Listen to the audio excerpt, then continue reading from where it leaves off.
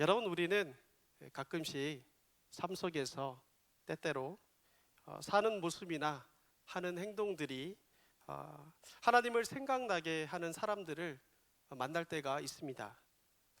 그런 사람들을 우리가 만나면 이런 생각들이나 이런 말들을 하곤 하죠. 저 사람은 정말 예수님을 닮은 예수님처럼 사는 사람이야. 이런 얘기를 하기도 하고, 내가 과거로 돌아가 가지고 예수님을 만난다면 꼭 저 사람은 그 예수님의 모습과 비슷했을 것 같아. 이런 얘기를 하기도 합니다. 그리고 저 사람의 사는 모습을 보니까 정말 하나님이 살아 계시는 것 같아 라는 말들을 하곤 합니다. 어떠십니까? 저와 여러분의 주변에는 보기만 해도, 또 그 사람을 만나기만 해도, 또 그 사람과 대화를 나눠보기만 해도 이렇게 하나님을 생각나게 하는 그런 사람은 없으신지요? 창세기 26장을 보면 블레셋 왕이었던 아비멜렉과 이삭 사이에 있었던 이야기가 기록되어 있습니다.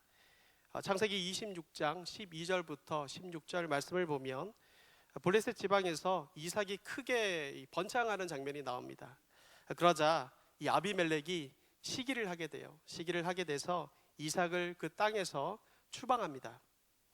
그래서 이삭은 사실 본의 아니게 자신의 가족들을 이끌고 무리를 이끌고 브엘세바로 이동해서 정착하게 되었습니다. 그런데 어느 날 갑자기 이삭을 쫓아냈던 그 아비멜렉이 자기의 비서와 군대 장관들을 동원해 가지고 대동해서 이삭을 만나러 옵니다. 그리고 이삭에게 다짜고짜 자기들을 해치지 않겠다는 내용의 화친을 맺어달라고 부탁을 합니다. 이삭은 그 얘기를 듣고는 조금은 어이가 없어서 이렇게 말합니다. 아니, 이전에는 내가 미워가지고 나를 미워해서 나를 쫓아내더니 무슨 일로 나한테 찾아온 겁니까? 무슨 일입니까? 라고 그가 물어보죠. 그러자 아비멜렉이 이삭에게 어떤 대답을 했는지 아십니까? 창세기 26장 28절을 보면 이렇게 얘기합니다. 여호와께서 너와 함께 계심을 우리가 분명히 보았다 라고 말합니다. 그리고 29절에서는 이렇게 얘기해요. 너는 여호와께서 복을 주는 사람이다 라고 얘기합니다.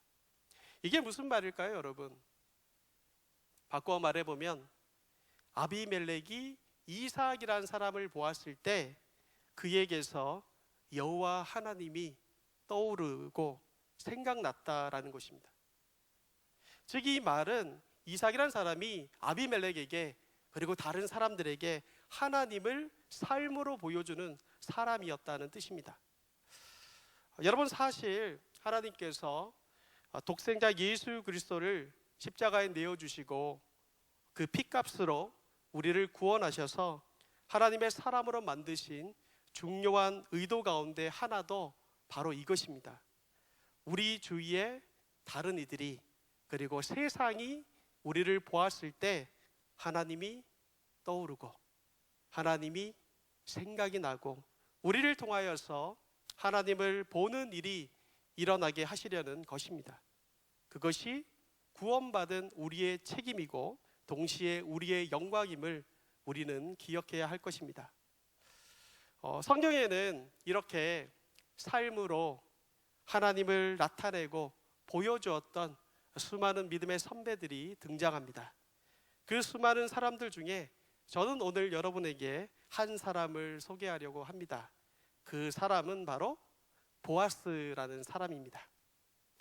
오늘 우리가 읽은 룻기서 2장은 시어머니인 나오미와 며느리인 룻이 모압에서 이 베들레헴으로 돌아온 이후의 이야기를 우리 가운데 들려주고 있습니다. 특별히 2장에서 룻은 누구를 만나냐면 보아스를 만나게 되죠. 보아스를 만나가지고 놀라운 일들을 겪게 되는데 우리는 2장을 쭉 읽어나가면서 적어도 두 가지 사실을 알 수가 있습니다. 첫 번째는 뭐냐면요, 보아스와 룻 사이에서 움직이고 간섭하시는 하나님의 손길, 하나님의 섭리를 우리는 발견할 수 있습니다. 이것은 눈에 보이진 않아요. 눈에 보이진 않지만 보이지 않는 어떤 손길이 룻의 인생 가운데 함께 하시고 룻을 이끌고 있다는 것을 우리는 확인할 수 있습니다. 2장 1절은 이렇게 시작되죠. 2장 1절로 다시 한번 돌아가 보시면 이렇게 이해합니다. 나오미의 남편 엘리멜렉의 친족으로 유력한 자가 있으니 그의 이름은 보아스더라 라고 말하죠. 여기서 이때까지 룻기서에서 들어본 적이 없는 한 사람이 등장하는데 그 사람의 이름은 바로 보아스라는 사람입니다. 보아스라는 이름에서 보라는 말은요, 그 아내란 뜻이에요. 그 아내란 뜻이고, 즉 하나님 아내라는 뜻이 담겨져 있고, 그리고 아스라는 것은 힘, 능력이라는 뜻을 가지고 있습니다. 그래서 정리해 보면, 합해 보면 보아스의 이름의 원래의 뜻은 뭐냐면 하나님 안에 능력이 있다라는 뜻을 가지고 있습니다. 그런데 성경은 이 보아스라는 새로운 인물을 소개하면서 특별한 소개를 첨가해서 하고 있음을 우리는 보게 됩니다. 나오미의 남편 누구죠? 엘리멜렉의 친족이다라는 설명을 붙이고 있다라는 것입니다. 이 말은 어떤 의미냐면 이 보아스가 나오미의 집안의 사람으로 엘리멜렉의 가게를 이을 수 있는, 즉 기업을 물을 수 있는 특별한 위치의 사람이었다라는 것을 말해줍니다. 그리고 3절에서도 룻이 시어머니를 위해서 이삭을 줍기 위해서 여러 밭을 돌아다닐 때 성경은 룻이 우연히 이 엘리멜렉의 친족 보아스에 속한 밭에 이르렀다라고 말하고 있습니다. 이런 이야기의 흐름만 봐도 룻기서 2장에서 우리는 하나님이 개입하셔서 특별한 어떤 일들을 이루고 계심을, 그리고 하나님의 섭리가 작용하고 있음을 우리는 알 수가 있습니다. 이것 외에도 룻기서 2장에서 우리가 알 수 있는 것이 있습니다. 이것은 바로 오늘 우리가 중점적으로 보려고 하는 부분인데, 가만히 우리가 룻기서 2장을 계속해서 반복해서 잠잠히 읽다 보면 자연스럽게 어디선가 본 듯한 모습을 우리는 발견하게 됩니다. 누군가가 떠오르는 그런 느낌과 분위기를 우리는 감지할 수 있습니다. 특히 보아스가 자신의 일꾼들을 대하는 장면과 또한 시종일관 이 보아스가 룻을 대하는 행동과 말투나 태도들, 그에 대하여 또한 룻이 나타내는 반응을 보면 우리는 이러한 모습이, 룻기서 2장에 나오는 이러한 모습들이 어디선가 많이 본 듯한 모습임을 느끼게 됩니다. 말씀을 같이 한번 살펴볼까요? 4절을 보시면요, 먼저 2장 4절을 보시면 보아스가 자신의 밭에서 일을 하고 있는 자들에게 먼저 찾아와서 축복을 선포하죠. 축복을 말합니다.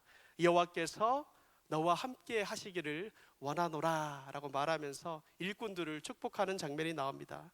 이런 모습에서 비록 그들이 자신의 밭에 일하는 자들이라도 이 보아스는 그들을 존중하고 아끼고 있다라는 것을 알 수가 있습니다. 그런데 그 뒤에 나오는 보아스가 룻을 대하는 행동을 보면 더욱더 우리는 그 사실에 대하여 놀라게 됩니다. 보아스가 일꾼들에게 축복을 한 다음에 이제 유심히 밭을 보는 거죠. 유심히 밭을 보니까 밭에서 이삭을 줍고 있는, 전에는 본 적이 없는 한 여인이 보아스의 눈앞에 들어옵니다.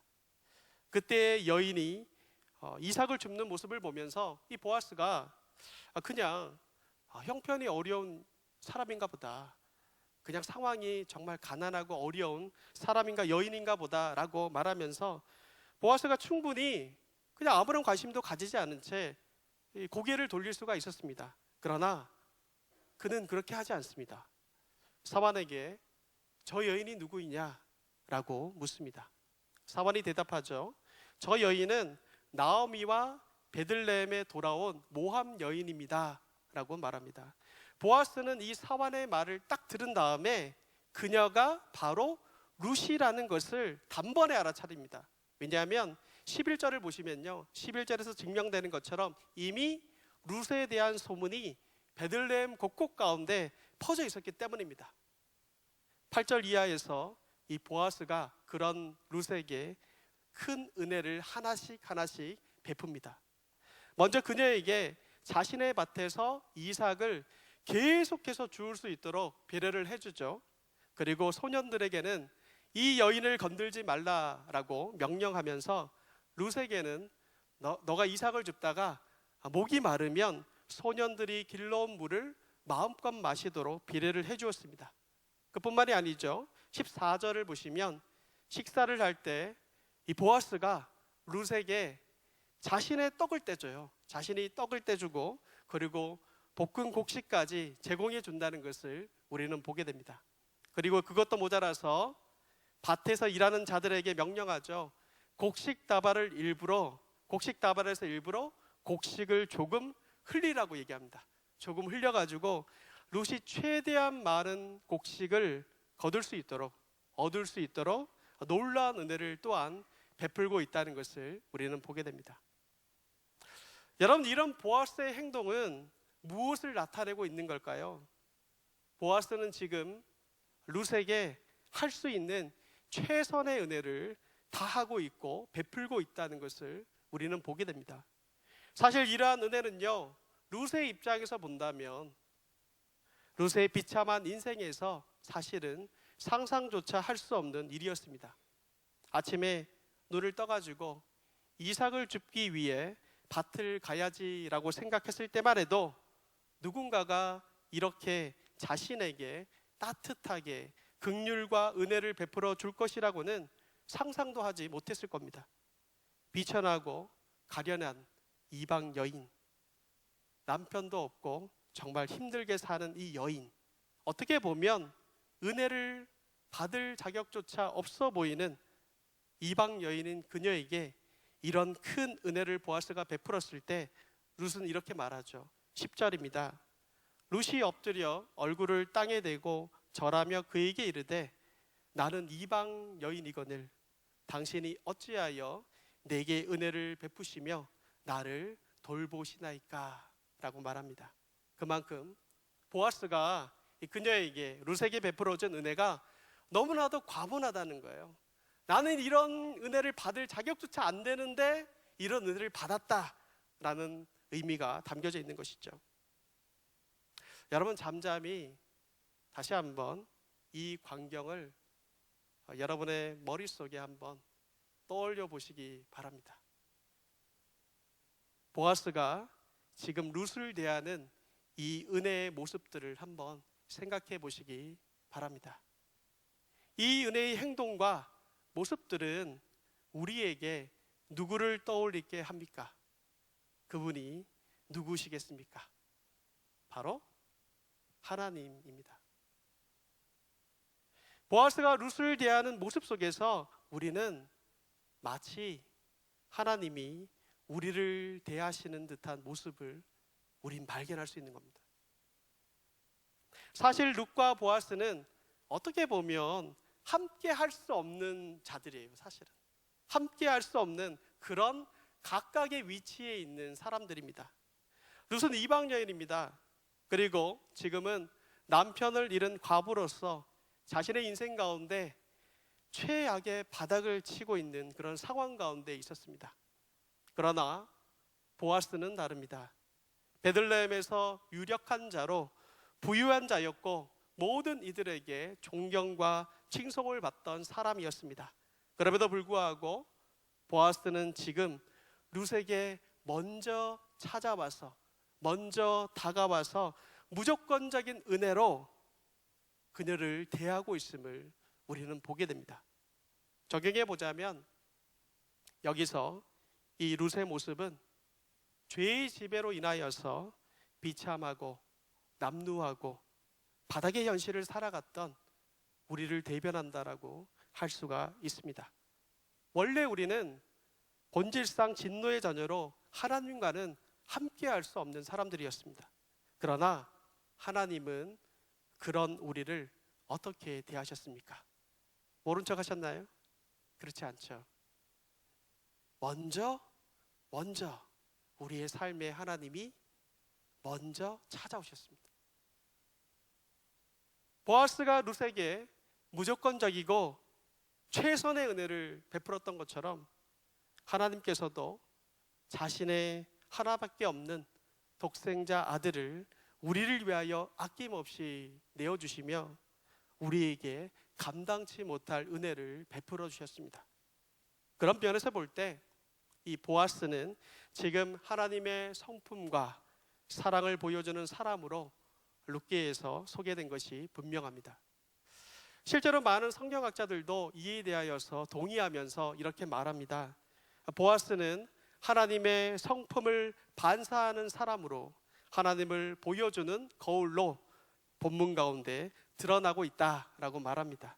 이처럼 보아스가 룻을 대하는 말, 행동, 그의 삶은 그 시대의 사람들에게 그리고 오늘날 성경을 읽는 우리 독자들에게 하나님을 생각나게 하고 있음을 우리는 보게 됩니다.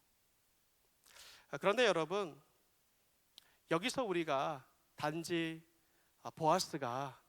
보아스의 삶의 행동들을 우리가 보면서 보아스가 괜찮은 사람이었네, 사랑이 많은 사람이었네, 하나님의 성품을 보여주는 사람이었네, 이런 깨달음에 그쳐서는 안 된다는 것입니다.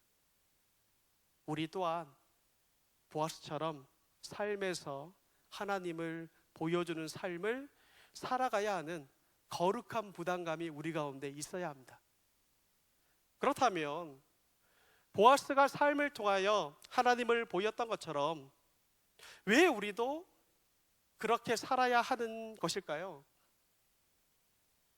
먼저는 앞에서 제가 말씀드린 것처럼 이런 보아스의 삶, 즉 그가 일상적으로 살아가는 삶 속에서 하나님을 생각나게 하고 보여주는 그 삶을 구원받은 우리에게도 하나님께서 기대하시기 때문입니다.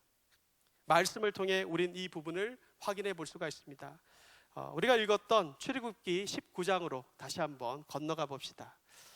여러분, 출애굽기 19장을 보시면요, 출애굽기 19장은 사실 애굽의 노예로 430년 동안 살았던, 즉 영적으로 본다면 죄의 지배 아래 있었던 이스라엘 백성들이 드디어 하나님의 은혜로 출애굽을 하게 되죠.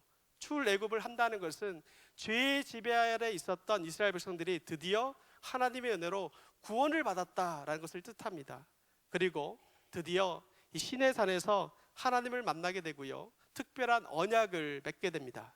그때 하나님께서 이스라엘 백성들을 광야에 두시고 모세를 불러 매우 중요한 말씀을 대신해서 전하시는데, 그 말씀이 바로 우리가 읽었던 출애굽기 19장 5절부터 6절 말씀입니다. 우리 말씀을 다시 한번 읽어볼까요? 출애굽기 19장 5절부터 6절 말씀 한번 같이 읽겠습니다. 자, 시작. 세계가 다 내게 속하였나니 너희가 내 말을 잘 듣고 내 언약을 지키면 너희는 모든 민족 중에서 내 소유가 되겠고 너희가 내게 대하여 제사장 나라가 되며 거룩한 백성이 되리라. 너는 이 말을 이스라엘 자손에게 전할지니라. 여러분, 모든 세계가 하나님, 전능하신 하나님, 무한하신 하나님, 높으신 하나님께 속했다라고 선언하고 있습니다. 그러나 하나님은 뭐라고 말씀하시냐면요, 하나님께 속한 모든 세계 민족 중에서 이스라엘 민족은 다른 민족하고 다른 차원이 있다라고 하나님은 선언하십니다. 무엇이 다른가요? 먼저는 세계 모든 민족 가운데 이스라엘 민족은 내 소유가 된다라고 말씀하고 있습니다. 이 소유란 말은 무슨 말이냐면 원래는 보물이라는 뜻을 가지고 있어요. 보물. 이게 무슨 말이냐면, 즉 이스라엘 민족은 모든 민족 중에 나의 보물이다는 뜻이에요. 나의 보물이다. 내가 보물처럼 아끼고 살아가는 자들이다 라고 얘기하는 것이죠. 그리고 두 번째는 무엇인가요? 이 민족이 내게 대하여 제사장 나라가 된다라고 얘기하고 있습니다. 여러분, 제사장을 뜻하는 라틴어 단어는 폰티펙스라는 단어를 쓰거든요. 근데 이 단어의 원어적인 뜻은 뭐냐면 다리 놓는 사람들이다라는 뜻을 가지고 있습니다. 다리 놓는 사람들. 즉 어떤 다리를 놓는 사람들입니까? 바로 하나님과 백성 사이에서 다리를 놓는 자들이다라는 것이죠. 즉 이것은 무슨 말이냐면 이스라엘 백성들이 하나님이 선언한 제사장 나라로 하나님과 다른 민족 사이를 중재하는 그러한 거룩한 역할을 감당해야 한다는 뜻을 담고 있습니다. 그리고 마지막으로 세 번째는 이 백성은 거룩한 백성이다라고 하나님은 선언하셨습니다. 이 말은 다른 모든 족속과는 본질이 다르고 격식이 다른 구별된 민족으로 살아야 하는 책임이 그들 가운데 있다라는 것입니다. 이처럼 하나님의 큰 은혜를 입어 세계 모든 민족 중에서 선택받은 이스라엘 백성들에게 하나님이 요구하시는 것은 무엇입니까? 하나님이 보물처럼 아끼는 자들처럼 살아가는 그 삶, 그리고 제사장 나라도 하나님의 성품을 다른 나라에 보이며 하나님을 그들과 연결해 주는 그 삶, 세상의 모든 자들이 동일한 길을 갈지라도 그것이 하나님의 길이 아니라면 그 길에서 돌아와서 언제든지 하나님의 뜻을 쫓아 살아가려고 하는 그 구별된 삶, 다른 말로 정의하면 하나님은 구원받은 이스라엘 백성들이 다른 이들에게 하나님을 보여주는 삶을 살기를 기대하셨고 또 이 거룩한 헌신 가운데 이스라엘 백성들을 초대하셨음을 우린 보게 되는 것입니다. 그리고 오늘날 구원받은 우리 또한 이 거룩한 헌신 가운데 부름받았음을 기억하시기 바랍니다. 우리가 하나님을 보여줘야 되는 삶을 살아가는 두 번째 이유가 있습니다. 첫 번째 이유를 우리가 말씀 가운데 찾았다면 두 번째 이유는요, 우리들이 살아가는 세상 속에서 우리는 찾을 수 있습니다. 이 이유는 좀 더 실제적입니다. 이것은 한마디로 말하면 어떤 말이냐면 세상은요, 우리를 통하여서 하나님이 어떠한 분이신지를 판단하고 그들 나름대로 정의를 내립니다. 여러분, 세상 사람들은요 결코 말씀을 통하여서 하나님을 알려고 하지 않습니다. 어떤 설교를 통하여서 하나님이 어떠한 분이신지를 이해하려고 하지 않습니다. 그들은 구원받은 그리스도인들, 그들의 삶의 행동을 통해서 하나님이 어떠한 분이신지를 판단합니다. 쉽게 말하면 우리가 어떤 삶을 살아가느냐, 그에 따라서 그들은 하나님에 대한 정의를 세워나갑니다. 이게 무슨 말인지 제가 쉽게 한번 설명드리겠습니다. 제가 주중에 모 신학교에서 강의를 합니다. 일주일에 한 번 3시간씩 강의를 하거든요. 신학교이긴 하지만 이름은 신학교지만 상당수의 분들이 어떤 신분, 체류 문제 때문에 자신의 종교와는 상관없이 수업을 듣는 분들이 종종 계십니다. 그래서 제가 가르치는 수업에서도 하나님을 믿지 않는 분들이 계십니다. 그런데 한 번은 어떤 학생이 저한테 이런 얘기를 했습니다. 이 신학교를 졸업하기 위해서는요 6개월은 의무적으로 교회를 다녀야 돼요. 그러니까 자기가 그리스도인이 아니라도 6개월 동안 교회를 다니고 목사님에게 사인을 받아와야 되거든요. 그래서 제가 그 학생에게, 어떤 한 학생에게, 이 학생은 교회를 다니는 학생이 아니에요, 어떻게 해야 될지 모르겠다 그래가지고 제가 그냥 쉽게 우리 교회 와, 그렇게 얘기했어요. 우리 교회 와라, 주일날 시간 내서 와라, 이렇게 얘기했는데 그 학생이 저한테 이렇게 얘기했습니다. 자기는 교회를 절대로 안 가겠다라고 얘기하는 거예요. 졸업을 못해도 나는 안 가겠다라고 너무 단호하게 얘기했습니다.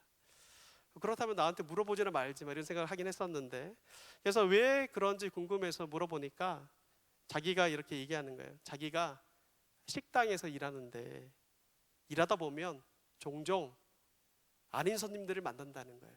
종종 진상 손님들을 만난다는 거예요. 예의 없이 무례하게 자기에게 대하는 사람이 있대요. 그런데 참 안타깝게도 그렇게 대하는 사람들의 10중 8구가 교회의 장로가 아니면 목사님이랍니다. 그러니까 처음에는 막 자기한테 좀 너무 좀 무례하게 대하고, 야 뭐 이렇게 좀 이런 명령같이 이렇게 대하는 그런 사람들 봤을 때 설마 교회 사람이겠나 생각을 했대요. 근데 분위기가 무르익어가지고 자기가 이제 서빙하러 들어가다 보면, 아 우리 장로님 뭐 우리 목사님 막 이런 얘기가 나온대요. 그런 경험들을 무수히 많이 하면서 그 친구가 저한테 그러더라고요. 그런 장로나 목사가 다니는 교회라면 하나님은 안 봐도 비디오입니다. 여러분, 이게 무슨 말인가요? 이런 일만 있었던 건 아니에요. 또 다른 얘기들이 너무너무 많아요. 그래서 제가 수업 시간에 한 사람의 목사로서 매일매일 사과해요. 사실은 목사님 이건 어떻습니까? 이건 어떻습니까? 이건 어떻습니까? 얘기하는데 너무 사실 제가 할 말이 없는 거예요. 부끄럽더라고요. 이 청년의 이 대답, 이 말은 무슨 말일까요? 그런 장로님이나 그런 목사님이 다니는 교회라면 하나님은 안 봐도 비디오이다. 이 말은 하나님이 분명 그분들처럼 엉망일 거다라는 것입니다. 여러분, 우리가 이 사람의 말에서 알 수 있는 것은 무엇인가요? 세상은 그리스도인의 행동과 삶을 통해 하나님이 누구신지를 인식하고 판단한다는 것입니다. 우리가 세상에서 엉망으로 살면 분명 그들도 우리들의 그런 모습들을 보면서 하나님도 엉망이야 라고 생각할 수 있습니다.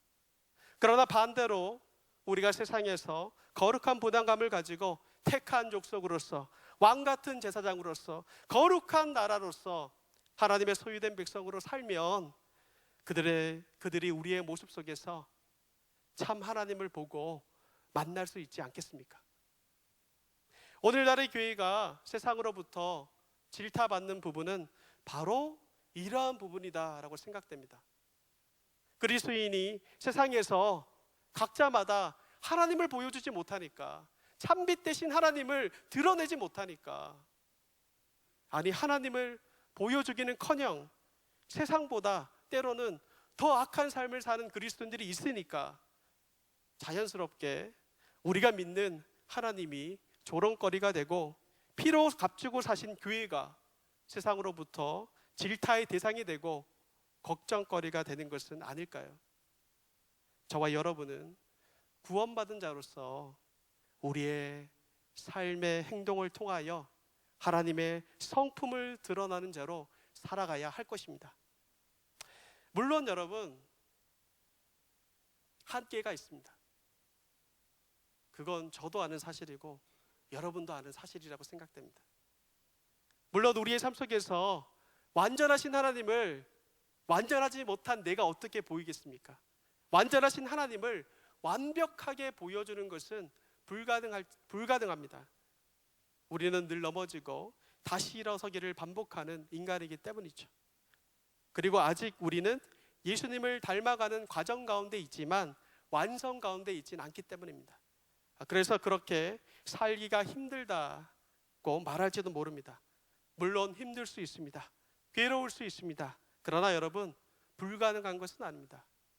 우리는 우리의 삶 속에서 아주 작은 것부터 하나님의 성품을 드러내고 하나님을 마음을 드러내는 삶을 실천하며 살아나가야 할 것입니다. 우리 기독교가 한국에 들어온 초창기 시절에 있었던 여러 가지 어떤 좋았던 이야기들이 몇 가지가 있는데요. 그 중에 이런 이야기가 있습니다. 신문 기사에 난 내용인데요. 당시에 어떤 내용이 있었냐면, 당시에 지방 수령 관직을 하나 받으려면,